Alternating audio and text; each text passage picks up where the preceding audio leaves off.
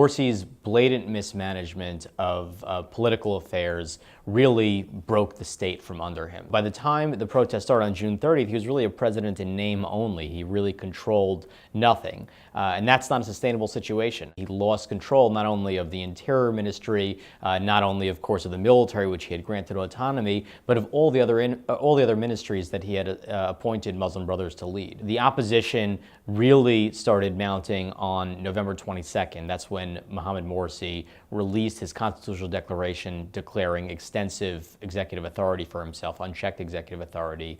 And in the weeks that followed, there were mass protests outside the presidential palace that the Muslim Brotherhood then dispatched cadres to attack.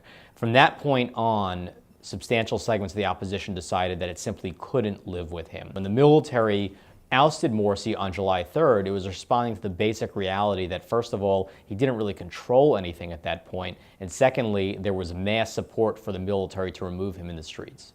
Look, the military intervention in Cairo was not a coup in the traditional sense, and the sense of the army declaring itself the leaders of the country, taking over the country, and suspending all civilian authority as far as the eye can see. There were millions of Egyptians in the streets of Egypt on two sides, about to come together in what could have been a national calamity of thousands of people being killed in battles between the rebel movement and the Brotherhood movement.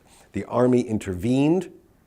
It intervened because the civilian president, Mohamed Morsi of the Brotherhood, was unable and incompetent in dealing with this clash. The army intervened, and the army outlined immediately a transition to civilian authority. The United States needs to continue aid to Egypt, military and economic assistance, because Egypt is important and because we have a lot invested in Egypt's growth, development, and contribution to common interests: regional security, peace with Israel, fight against terrorism, Suez Canal operations, and the development of a transparent, orderly, accountable government that reflects the will of the people.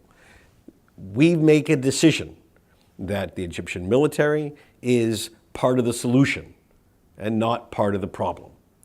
If we've made that decision, that the Egyptian military can play a contributing role to that package of interests, then we should continue our assistance to them. Everybody in Egypt still wants America on his side. Everybody in Egypt knows that our assistance, $1.5 billion, military and civilian, is significant.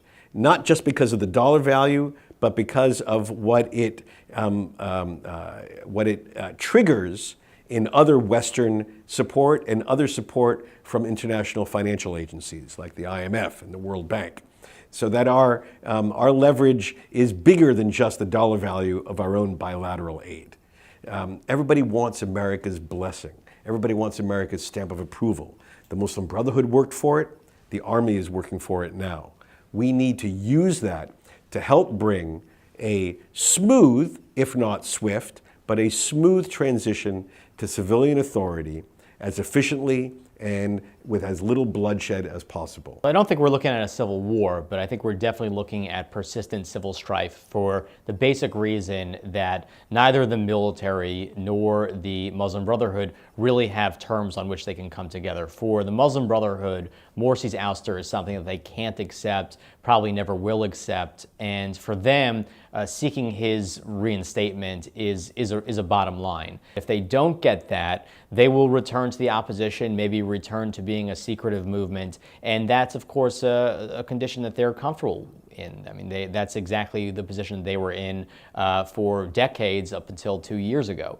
For the military, the fact that it made the decision to remove Morsi means that it knows its primary enemy will be the Muslim Brotherhood, and that it therefore, from its own standpoint, needs to defeat the Brotherhood. The military doesn't expect the Brotherhood to be willing to negotiate Morsi's removal. They tried that and it failed. So for the military, it's going to pursue a strategy of, first of all, decapitating the Brotherhood and perhaps using significant violence against it. And when you have these two forces, one of which mobilizes fairly well still among the people, the other which, of course, has all the arms, you really have the stage for a civil strife.